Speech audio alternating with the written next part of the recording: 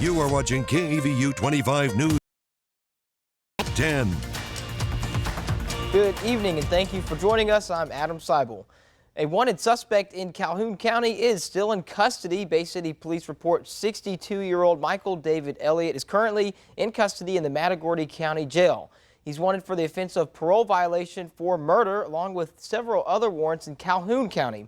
Yesterday, the Matagorda County Sheriff's Office filed additional charges against Elliott for making terroristic threats. The Calhoun County has 10 days to extradite Elliott from Matagorda County to Calhoun. Yorktown High School head football coach Ryan Knotzman said that their football field was vandalized and that the individual that did it has been caught. Coach Knotzman said that the team and community members came together this morning to repair the field, as you can see here, and that he was pleased to see them come together, with 20 student athletes showing up as well as several community members. Victoria ISD called a special board meeting this morning. The meeting doubled as a workshop for board members. 25 News Now reporter Darius McCormick has more from the meeting. Victoria ISD Board of Trustees hosted a workshop to review the vision, mission, and strategic plan of VISD. As each member shared their opinions about the topics, members mentioned one word several times: equity. There was confusion about its meaning and how it would affect students. The mission of VISD is to provide rigorous, relevant learning and life experiences so that all students contribute positively to society. One member questioned equity's impact on rigorous learning. Board President Mike Mercer ensures equity will prepare each student to follow the rigorous route specifically for them. In fact, I think that it's impossible to have one without the other. We want to keep that high standard. The question is, what do we have to do to prepare that person to go after that high standard? Mercer attributes Superintendent Dr. Quentin Shepard for the board members' willingness to share their honest opinions. That's why he thinks the board is successful. We all come with different ideas, with different perspectives, and somehow through that process, by being open and honest and sharing with one another, I think we come up with what's best for our community. Mercer wanted to thank Victoria for their transparency and trust in the board, which is another key component to their success. Reporting in Victoria, I'm Darius McCormick, KAVU TV 25 News Now. After legislators passed laws banning diversity initiatives and targeting tenure at state universities, more than a quarter of the 1,900 Texas professors surveyed by Faculty Association said they plan to look for positions out of state. All right, it's time to talk weather on this Saturday night. We're going to check in with First Warn Storm Team meteorologist Howie Gordon to see what your week will look like. Howie, it feels a little cool out there, but I know we're still hoping for some rain. Thanks. It did feel cooler today, but believe it or not, Adam, 101 ambient temperature, 113 heat indices. So summer is still rocking and rolling, even though we are looking at fall or closer to fall type weather in our very near future. We're going to talk about, but yeah, we had some showers today, some heavier showers along the coast. As high pressure slowly inching away from us to the west, we're becoming vulnerable now for some of these pop-up showers. We got a chance we can see some more showers overnight. I got a 40% chance, not a washout by any means, just maybe some showers hitting here and there. So we drop down to about 75. But we are looking at some rain chances in the look ahead, as well as cooler temperatures. We'll talk more about that in my full forecast coming up soon, Adam. All right, thanks, Howie. More than 1,300 people were killed late Friday when a powerful 6.8 magnitude earthquake struck Morocco. The quake causing damage in villages in the Atlas Mountains, as well as the historic city of Marrakech. Residents in Marrakesh just starting to assess the damage caused by the most powerful earthquake to hit Morocco in 120 years. 6.8 magnitude quake sent people fleeing from homes and restaurants in terror late Friday. This camera capturing the moment the quake struck. People running for safety as dust and debris rains down from above. There are fears of aftershocks. One person suffered a minor injury when Zahir Muqtafi's house was destroyed by the quake. Thank God there were no other people here, he says. Their fate would have been death. It happened in Morocco's Atlas Mountains, the quake's epicenter about 45 miles south of Marrakesh, and it could be felt more than 200 miles away in Casablanca. Many buildings in the area near the epicenter were severely damaged or destroyed, not designed to withstand earthquakes. There was a lot of damage that happened to a lot of buildings. Some of them are mosques, some of them are houses. A lot of communities got hurt. A vast search and rescue operation now underway. Rescuers digging through the rubble, searching for any survivors. Residents in this small village already burying the dead. A family of 6 killed by the quake, this man says. Condolences pouring in from all around the world, including the leaders at the G20 summit in India. Several countries have offered to send in aid and rescue teams, though the Moroccan government has not yet formally asked for assistance, a step required before outside crews can be deployed. Tom Sufi Burridge, ABC News, Marrakesh. A Tennessee man dubbed Zip Tie Guy on social media was sentenced Friday to nearly 5 years in prison in connection to the January 6, 2021 attack on the U.S. Capitol. Eric Munchell was captured in photos and videos during the riots carrying plastic zip tie style handcuffs. He was found guilty in April in D.C. federal court of felonies that included conspiracy to commit obstruction and obstruction of an official proceeding. Munchell was convicted of 2 additional felonies related to his unauthorized possession of a taser. The U.S. District Judge Royce C. Lamberth sentenced Munchell to 57 months in prison, followed 3 years of supervised release. He was also ordered to pay $2,000 in restitution. More than 1,100 people have been charged for crimes related to the Capitol riot, according to the Justice Department. So here's your viewer poll tonight. Scan that QR code on your screen to vote now. Do you think the January 6th Capitol rioters' prison sentencings have been too harsh? Looks like 41% say yes, they're overboard, and 59% say no, they're sufficient. Well, thank you for voting. Come to crossroadstoday.com for all of our viewer polls.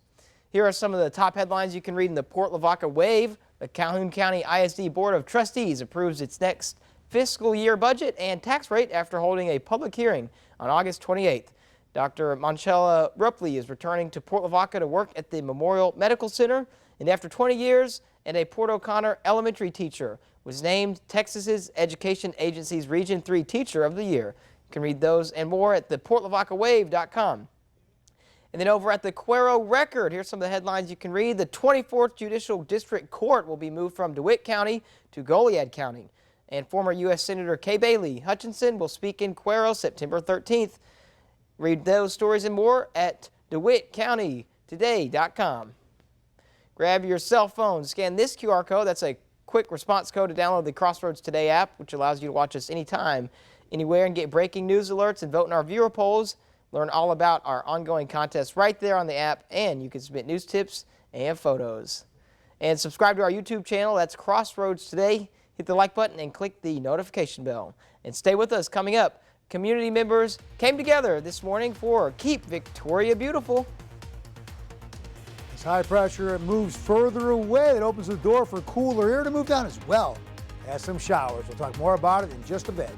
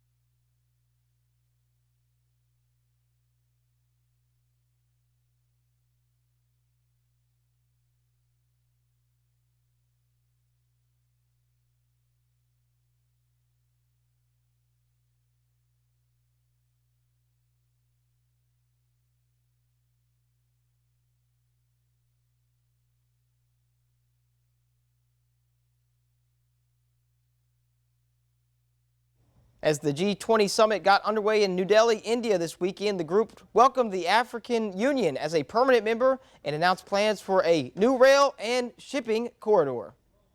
At the G20 summit in New Delhi this weekend, the African Union, a 55-member bloc of African nations, was made a permanent member. Leaders also outlined plans to build a rail and shipping corridor linking India with the Middle East and Europe. And this is a very important project from Asia through Middle East to Europe, to offer big opportunities and connect people. President Biden calling it a big deal, saying it is a game-changing regional investment. It's a project that's about far from just laying tracks. It's about creating jobs, increasing trade, strengthening supply chains, boosting connectivity, laying foundations that will strengthen commerce and food security for people across multiple countries. The president hopes to boost global support for Ukraine, but there's disagreement among the G20 leaders about how to call out Russia for its invasion. The wording on the issue was limited to a call to avoid seizing territory by force or the use of nuclear weapons. Notably absent this year, Russia's Vladimir Putin and China's Xi Jinping. The U.S. is watching for a potential trip to Russia by North Korean President Kim Jong-un. The White House says Putin wants weapons from North Korea for its war. It's another indication of how desperate Mr. Putin is. Should North Korea decide to go ahead and consummate this arms deal? Again, we haven't seen them do that yet. But if they move ahead, there will be additional repercussions for North Korea. Meanwhile, after meeting on the sidelines of the summit, the leaders of India, Brazil and South Africa, along with President Biden, released a statement reaffirming their commitment to the G20 as the premier forum to deliver solutions for our shared world. Lama Hassan, ABC News, London. Community members came together this morning for the Keep Victoria Beautiful cleanup project. This was their fall cleanup. It's a coordinated effort with community leaders and people from all over to help do just that. Keep Victoria beautiful by picking up trash. Florida Governor and Republican presidential candidate Ron DeSantis had his first campaign event in nearly 2 weeks in Iowa today. The 2024 GOP candidate greeted voters at a coffee shop in Grundy County, Iowa. DeSantis taking the opportunity to meet his supporters by shaking hands and even posing for pictures. Supporters were also seen signing his PAC campaign's bus. Following the event, he addressed reporters, sharing his stance on key issues including border policy, former President Trump's legal troubles, and abortion laws in Florida. Later, he made appearances at the 145th Annual Iowa Firefighters Association Convention and the Iowa State Wrestling Club tailgate. Former President Donald Trump attended the Iowa versus Iowa State football game today, where he threw footballs outside a fraternity house. He was greeted by hundreds of cheering students. He autographed about a dozen footballs and tossed them into the crowd. Trump holds a commanding lead in the polls in Iowa. According to Real Clear Politics, the average of the latest polls show 44% of Republicans support Trump, with Florida Governor Ron DeSantis coming in second with 16%. The Iowa Republican presidential caucuses will take place on January 15th. Now to that urgent manhunt for the escaped convicted murderer in Pennsylvania. On the run now for 10 days, he caught on camera crab walking up a wall to escape, the community on edge as hundreds continue to search for him. This morning, the manhunt for escaped murderer Danilo Cavalcante entering its 10th day. With no sign of the elusive escapee, officers swarming an area near Longwood Gardens, some with guns drawn as they surround an 8-square-mile stretch near where Cavalcante was last seen on Thursday, the 9th confirmed sighting thus far. We're going to capture him. It's just a matter of time.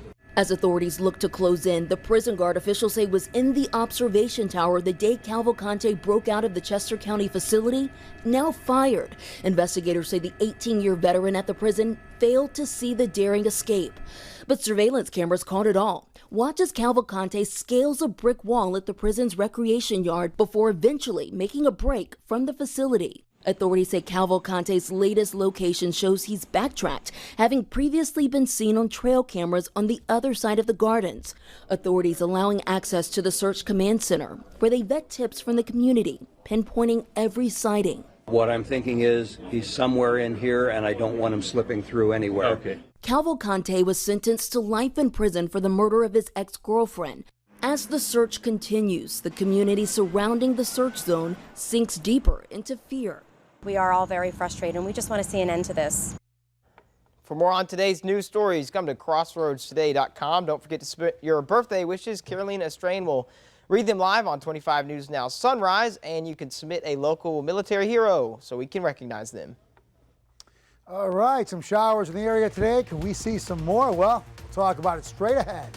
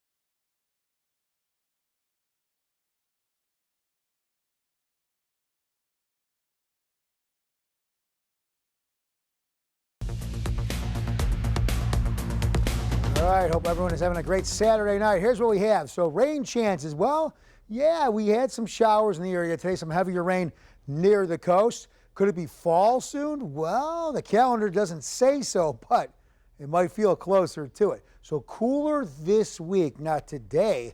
No. We were 101 earlier. Maybe it's recalibrating. So we were close to a record today set back in 1940 at 103. But you add the heat indices, we were at 113 degrees today. So summer is rolling right through September so far. And so are some showers early in the month now. What's going on? High pressure is kind of moving off. We're allowing the sun to destabilize us, moisture moving in, the sea breeze, and some other unstable air pushing into the area. Yeah, we're seeing some showers and even some heavy thunder showers in parts of the coastal locations earlier today. Now, we continue to see some rain, but as the sun's going down, yeah, things are starting to fizzle out and kind of weaken. But hey, can't rule out some showers. Nothing in the way of a washout, but maybe some scattered showers. All right, here's our dew points. Yeah, not too bad. In the 80s on the coast, that's pretty normal all year. You get away from the water, way out there into the 60s. Either way, pretty much on the stuffy side. All right, here's what happened. We were at 113 today, but as the week moves along, as high pressure releases its grip, we start to see some moisture and rain hit the ground, cooling us. Yeah, some of these numbers doesn't look right just yet. These numbers will start to go down. We can be held under 100 in terms of ambience as well as the heat indices, something we have not really been used to since last April and last May with any type of consistency. Here we are. Look at this Monday, 99 for even the real field temperature and staying within a couple degrees of 100, where we saw many times, like, I don't like to say like 112 to 117 or 118 degrees. And then why can that happen? Because high pressure, that's really been, again, diverting storm activity, acting as a dome, pushing down, warming us, allowing for maximum insulation or sunshine, that is. Now it's going to move away, releasing that grip. You're releasing that volleyball under the pool water. Everything can go shooting up now. And what does that mean? Yeah, we can get rain, we can get lift, we can get some showers moving in here, then some cooler, dry air from the north eventually moving in. That'll start to drop down our temperatures. And again, yeah, nothing to protect us from these rain showers. Here's another look at our future tracker. Okay, nothing in the realm of a washout, but hey, that's a good little band there. But they look to move pretty quickly through the area with not a huge long duration. So again, very limited at most in terms of what we're seeing for our showers. Here's our marine forecast. Okay, 93 for our water, seas 2 feet or even less. So that's going to keep our bays on the smooth side. All right, there's a little bit of activity out there. We're going to talk about the main activity. Again, Lee has been downgraded for the moment to a Category 2. It was a Category 5 a couple of days ago with 160-mile-per-hour winds. But look, it's going to strengthen again, even up to a 4 before it starts heading further north and weakening. But for now, I guess if you're in Bermuda, yeah, you want to keep interest and eyes on this storm. But I think we're going to dodge it again for the border of the country, as well as up there in Canada. Looks to stay out there in the open ocean, but we'll continue to keep an eye on Hurricane Lee. Overnight, 75 degrees. I'm going to go with a 40% chance of showers. Some scattered showers. Again, nothing in the way of a washout. And then for tomorrow, 98. Heat indices coming down. Ooh, just 106. We were 113 today. And looking ahead, those numbers are coming down overall. And look at our temperatures, ambient. Our average high for last month was 95. Now we're down to about 92. Still, we're going to be cooler, but still way above average pretty much the rest of the week. But we got some rain chances and cooler temperatures. For more weather, news, and sports, you got our app. That's at crossroadstoday.com. That is free with any Android and iPhone. And now we go to Sports with Zach. That's right, Howard. We have some wild action from a few different games. Relive the madness coming up in sports.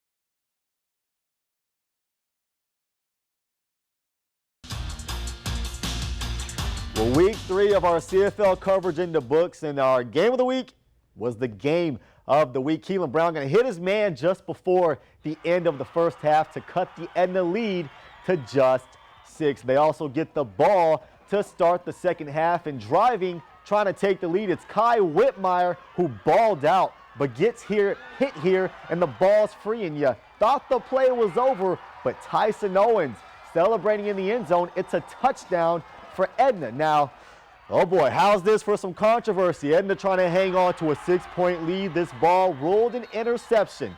Edna fans, close your eyes. That ball hit the ground. Refugio has it at the 40, and on that possession, Keelan Brown gives it to his beast of a running back. That is Jordan King, all the way to the end zone, and Refugio takes the lead. But the Cardiac Cowboys down 8.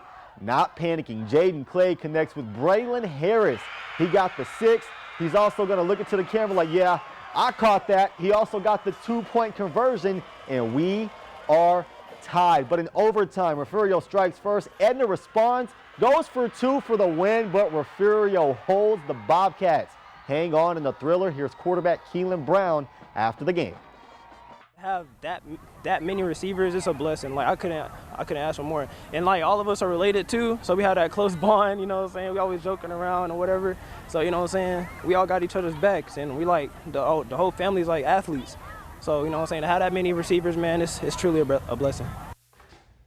Now, Cuero Yoakum, that was another one that could have been the game of the week. Lots of back and forth action last night. Nataro early on dropped back, scrambling, but he's going to throw it right to Xavier Barnett, who had blockers and was in for the pick six. Cuero would answer right back this time. Their great offensive line doing his job, kept the pile moving. It was tied at 14 in the first. Later on, quarterback Zach Taylor of Yoakum would find Kadarius Price for a long score. These two teams combined for over 40 points in the first quarter. One of the oldest rivalries in the state of Texas. Cuero able to pull out the win late.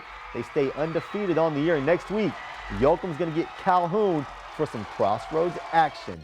Tidehaven taking on Palacios, and Tidehaven coast to yet another victory by a large margin. And don't look yet, but 3 weeks into this season, the Tidehaven Tigers have yet to allow a single point. Running back Joseph Dodds went off. He had just under 200 yards before the season. The Baylor commit said he wanted 2,000 yards on the season. He's on his way. Next week, they get the Industrial Cobras in what should be a fantastic showdown. The East Titans continue its tough non-district schedule with a tough Gregory Portland squad who is yet to lose the game. Victoria East would fall in this game, but they showed a glimpse of what they could be, scoring 20 points in the first quarter of this one. Charlie Reeve and his boys look to get back at it before the start of district play. Now from the football gridiron down to the soccer pitch, or the cage, UHV girls in action, winning 2-0. Both goals came off the foot of this Lady Jaguar. That is Clara Strand, the sophomore out of Sweden. 2 goals in the second half carried her squad to another victory.